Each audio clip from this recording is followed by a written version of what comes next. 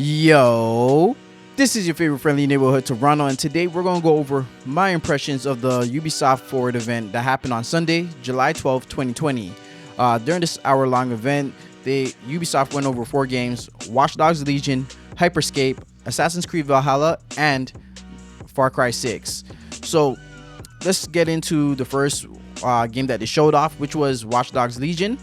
For this one, I'm a huge Watch Dogs fan. I was kind of let down with 1, but I just feel like they really got hit in their stride with Watch Dogs 2.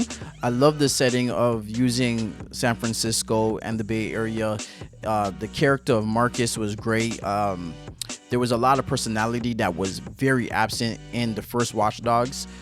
So when it looks like what they're doing for Watch Dogs Legion, it seems like they're just cranking everything up to 11, adding in a bunch of other people that you can use to kind of recruit to DedSec.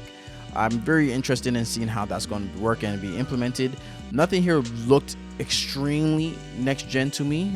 Obviously, this is a cross-gen game, so I'm not expecting too much from it, but the gameplay looks like it has me. Out of all the games, actually, Watch Dogs Legion is the one I'm most excited for, which is also one of the reasons why I'm very upset with the October 29th release date, which is just about 2 to 3 weeks before the November 17th release date of Assassin's Creed Valhalla.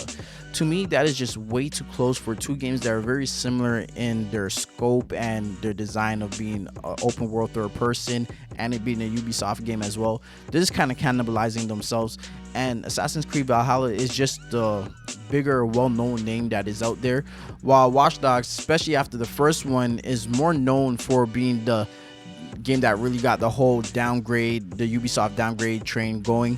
And from that, a lot of people didn't end up playing Watch Dogs 2, but I feel Watch Dogs hasn't been getting its just due, especially what Ubisoft was able to do with Watch Dogs 2. And the way this release date is, I just feel like a lot of people won't get their hands on it because they're probably going to be opting to get Assassin's Creed Valhalla or maybe even Cyberpunk 2077, and there's a lot of next gen stuff happening all at the exact same time. And I feel just due to the release date of Watch Dogs is going to work against them, and I know that Ubisoft is going to look at it saying that Watch Dogs is just not a game that people want to buy, and they're going to put it on the back burner, and I really hope that does not happen. So now moving over onto Hyperscape, which is Ubisoft's version of the Battle Royale. One of the things that's kind of has it sticking out from the rest of the games that are in the genre is that it has an integration with Twitch, which allows its spectators to get involved in the match by voting on different parameters in the game, like adding zero gravity or infinite ammo. To me, when it comes out, I am going to try to play it, but I am not hyped for Hyperscape. It does look interesting with its aesthetics, and with the Twitch integration, I'm actually very interested or intrigued to see how that's going to work out. But I'm going to put that at a 6 out of 10 right now when it comes to the hype level and see how well it plays. Moving forward onto that was Assassin's Creed Valhalla, which was heavily tied in with a lot of Xbox stuff.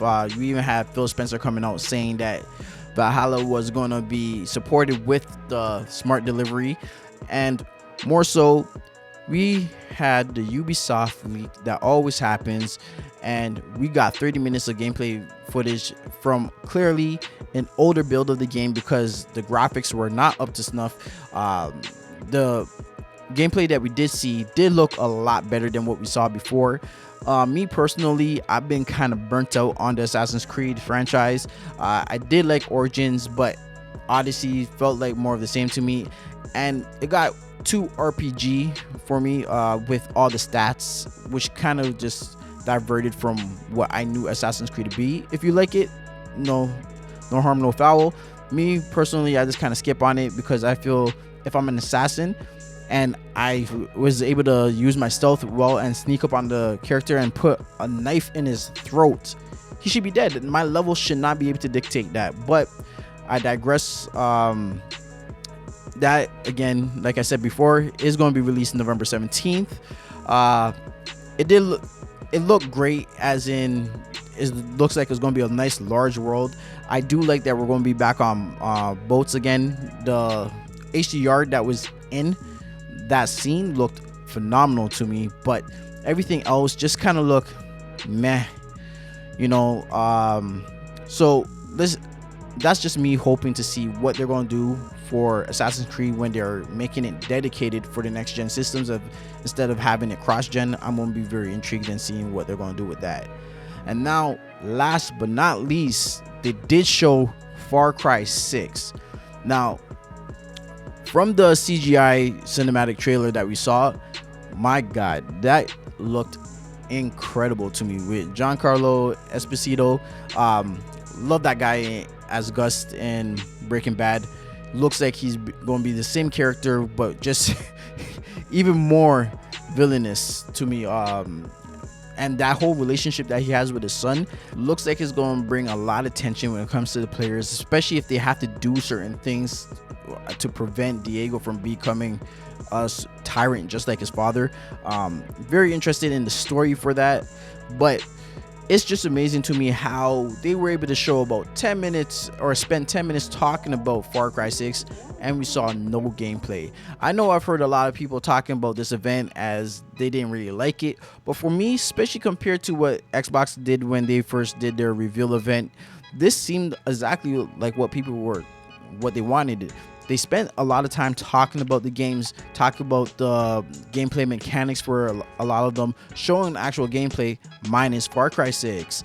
But it felt like they were just talking about the games and moving from one point to the next. They didn't show you a long session of like gameplay. They kind of just cut it out so they could focus on the specific gameplay mechanics that they were talking about at hand. And at the end of this event, they did come out with an announcement saying that they're going to have a Ubisoft Forward Part 2 happening later this summer. Hopefully, this is where we're going to get some more information and honestly more gameplay on things like Beyond Good and Evil and Gods of Monsters. I'm hoping that Ubisoft actually has a new IP in the works. But that's going to be it for the video. I'd just like to thank everybody who made it through to the end of this video. Just please share, like, and subscribe. Hit the bell notification so you don't miss any of the new videos that get posted. It really does a lot in helping me grow this channel. I will have all the details on where you can follow everything Toronto in the description. So that's everything for now. So it's not bye, but I see you later on the next one. And I'm out.